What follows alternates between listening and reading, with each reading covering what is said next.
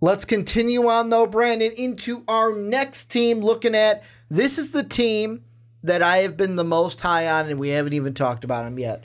And it is the Mississippi State Bulldogs, because I mentioned in the Arkansas part where I might be a little bit higher on Mississippi State this year. To me, this is going to be a very important year for the Bulldogs. They are returning their quarterback in Nick Fitzgerald. The big question for me, though, I want to start offense. So they bring in Nick Fitzgerald still, who is still at quarterback. To me, though, the question is when it comes to not just him but the offense, is can the wide receiver group around him step up? Yeah, I think it's really interesting. So last year, Nick Fitzgerald, who I love Nick Fitzgerald. I love his game. I love how he plays. And should have beat Alabama. Yeah, he should have. He definitely should have. He had the opportunity. Close. But so last year, his numbers, 15 touchdowns, 11 interceptions, and he wasn't all that accurate. The year before, when he had Fred Ross to throw to and someone he felt comfortable with, his numbers were 21 TDs to 10 interceptions. That's a big difference for how your season ends. And I know he had an injury, and he's over that now, and he's healthy, and he's looking good and getting back to form. You are completely right on the wide receiver end of things. If they don't have a guy who can step up and take the role of the number one guy, the number one go-to guy for Nick Fitzgerald, we may see numbers similar to 15 TDs compared to 11 interceptions. And what I also think is going to be interesting, though, too, is that their new coach, former Penn State offensive coordinator Joe Moorhead, this is his first gig as a head coach in the Power 5. So Eris Williams, tough, reliable running back, who's a 1,000-yard rusher, look for him to get really involved in the passing game. Want to know why? Why? Because who was getting involved in the passing game over at Penn State was Saquon Barkley. Yeah. And I don't want to say that now Eris Williams is going to have the same type of numbers on the receiving end that Saquon Barkley did, but I think that Saquon Barkley had, 54 receptions or something like that out of the backfield. He was also Saquon Barkley. I get it, but I'm just saying. But there I go again. Mississippi State's running backs, I think, had a combined 21 or 31 receptions total. So look for that to be another option for Nick Fitzgerald out of the backfield. I'm not saying that, because he'll catch more passes, that's going to save everything. But look for that to be another option, another safety valve possibly for him when he might be in trouble. Well, and some of the guys that I am looking at to kind of help out the receiving game for Nick Fitzgerald and this offense are, first off, two guys that they're getting back from injury. The first one is Keith Mixon. The other one is Malik Deer. Expect those guys to come back and really give a shot in the arm to Nick Fitzgerald. The other one, and I'm going to say this last name wrong, but just warning out there for MSU fans, is JUCO transfer wide receiver Stephen Guidry. I think that's how you say it, or Guidry, because it's G-U-I. Guidry, however you say it. I expect those three, Mixon, Deer, and then Stephen, I'll just say his first name, those guys to kind of play up, because two are returning, coming back from that injury, and then you're adding a JUCO transfer, which most of the time you're expecting those JUCO guys to contribute more so than a freshman being recruited out of high school. Yeah, I think that you're exactly right on there, and getting guys back from injury is huge. Using your tight ends, Johnson and Green, having them as reliable options, that's all going to be very, very important. And it's just the consistency. It's hoping that guys can stay healthy. It's developing a rapport with different guys on the roster, in the receiving core. If you can develop the rapport, which Nick Fitzgerald has shown, again, you go back to 2 years, 21 touchdowns to the 10 interceptions. If he can build a rapport with these guys, he'll have success. And what's going to be interesting in Joe Moorhead's scheme is this rapport between quarterback and wide receiver is going to be more important, I think, than ever before, because Nick Fitzgerald may not be running as much because he's going to be expected to spread the field, which may not be bad for him. Move the ball down the field through the air. Well, and I say that it might not be that bad for Fitzgerald because you think about it. I think he got the injury in the Egg Bowl against Ole Miss, but he injured his ankle. So, I mean, there's that thing of like, oh, you don't want me to be as mobile. That might be good because hopefully then I don't re-injure that ankle in any way. The other thing, like looking over other side of the ball, the thing that I don't want to say it concerns me, but I'll ask you about, does it concern you that, so they've got Bob Shoop coming in. He is Mississippi State's 5th defensive coordinator in as many years, and this is now his 3rd different SEC school. To me, that's not a good thing when you say, oh, this is our 5th of anything in that many years. No, that's never good. That's never good. And also it's not good because last year they played in the 3-4 defense and they executed it well. So what Shoop is bringing is he's bringing the 4-3 defense. And it's going to be that question of, they did so well in the 3-4 and so well that they were top 5 in sacks, tackles for a loss, and turnovers created.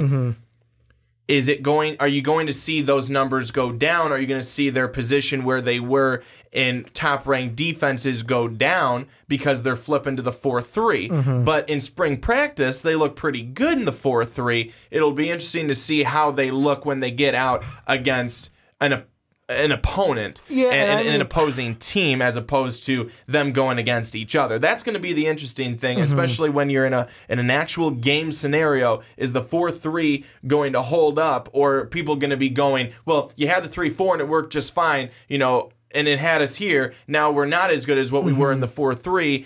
What's going on? So that you don't want to have that question mark. Well, but so far it looks like it's working. The thing that I kind of say about that is 3-4 to 4-3, the big difference for me is basically it's where do you want that extra defender? Do you want it in your linebacking core?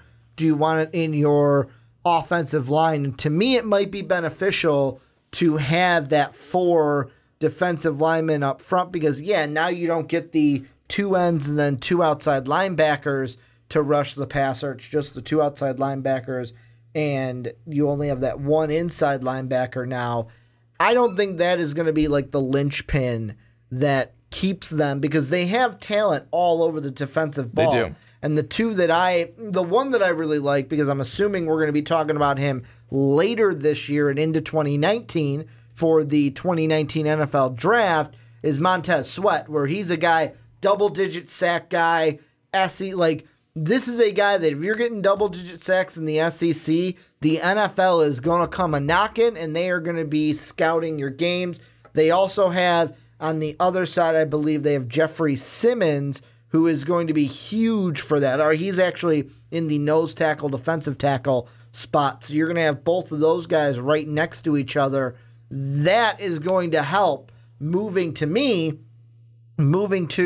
the 4-3, because if they were in the 3-4, then it's, all right, Simmons, you're all alone in the middle. You kind of got to man your own, where it's like, all right, now we're in the 4-3.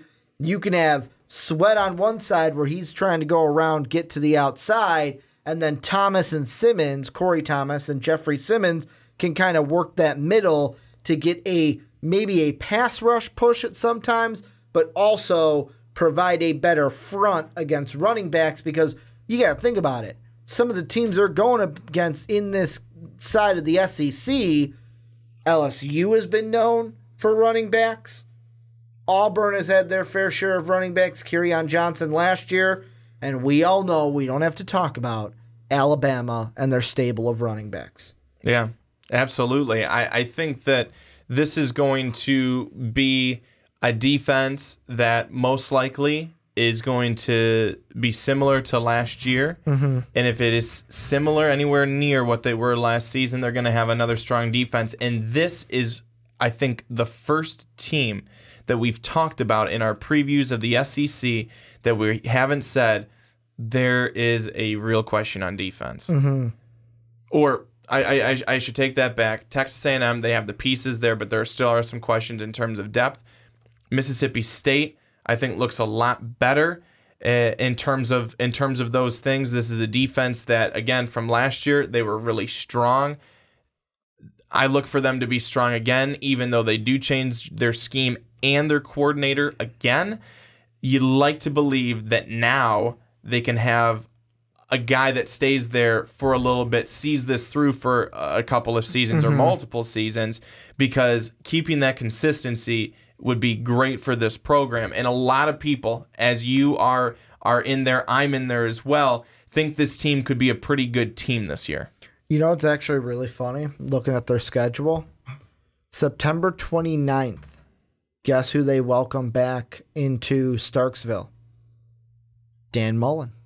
They're going to be playing Florida. And the thing I was going to ask you is, because I look at the Athlon Sports preview, and at the end they kind of give their final analysis, and the last sentence says this: 8 wins are expected, and some believe that this could be a 10-win team with the right breaks. Over under 8. Is that too high of an expectation for a team that, yes, you still have Nick Fitzgerald coming back, but you have questions at wide receiver.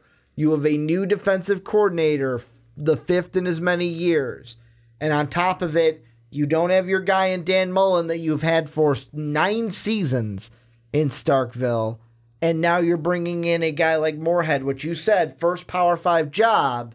With all of that we have talked about, do you look at 8 wins and go, that might be a little bit too much? 10, you're getting in that crazy territory. I look at their schedule and think they could do 9 again. I look at their schedule and I think they could do 9 again. And they could, if everything goes really well for this team, push for 10. I do. I mean, if you want to get into the schedule here, go ahead, hit me. You look at their first game against SFA. I think that's a win. You go on the road against K-State. I think that's a win. The third week number 3, that's another win. 4th game, so there's 3. Then you're playing Kentucky on the road. There's 4 wins. To start things off. Florida comes in. And I'm right in with you. 4-0 to start. And I think Florida comes in, and if this defense for Mississippi State is where they'd like it to be, and Florida's quarterback situation is still a little shaky, even with Felipe Franks, I think Mississippi State could take this one from the Gators, and it could be a win. They could start off 5-0. And I feel like that game, the Florida game, will be a turning point for them. Because if they lose, I feel like the rest of the season will carry some momentum with that. But the reason why right now, as we sit here, this could change when we make our picks before that week, I feel like Mississippi State would win that game is because the moons and the planets all align right now for that to be a Bulldog win.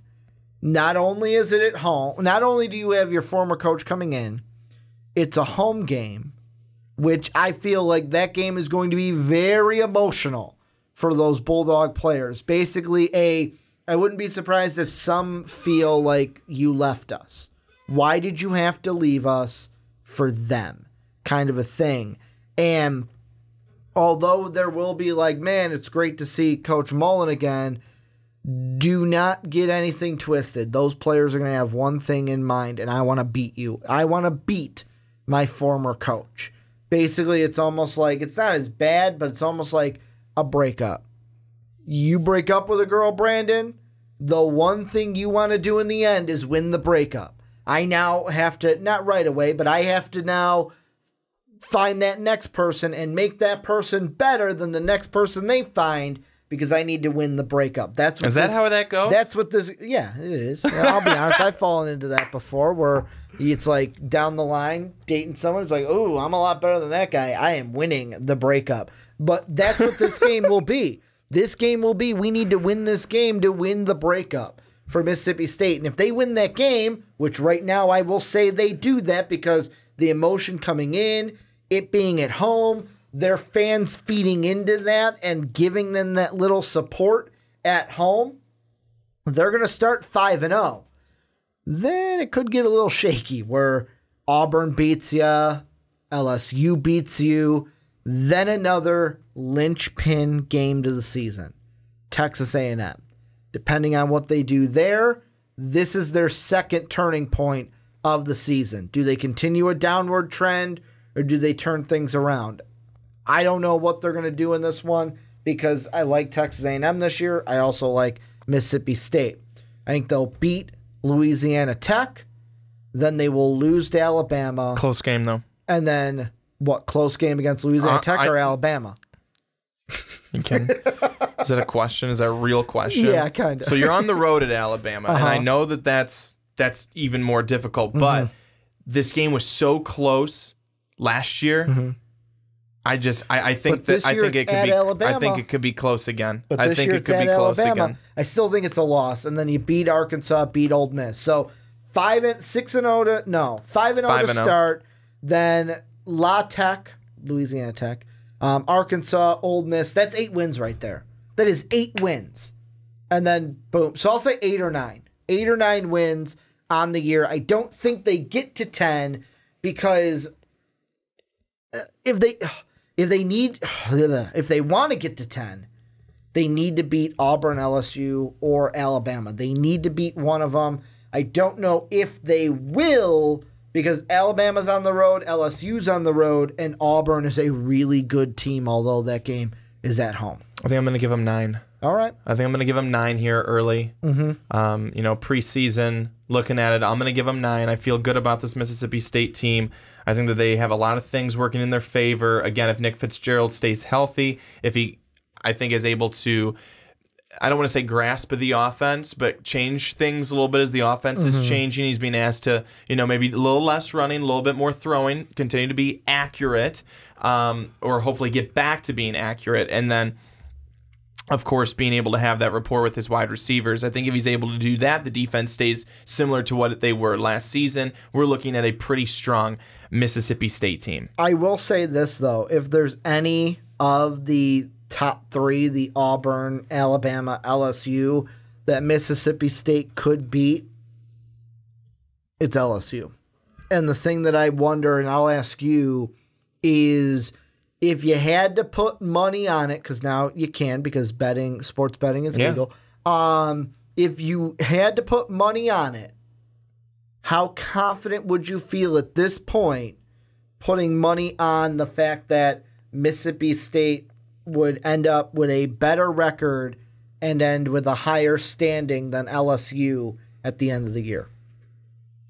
So let's just say Alabama and Auburn are 1-2. Who would you put your money on more so to get that third spot? LSU, who we're going to talk about next, or Mississippi State? I'm not sure.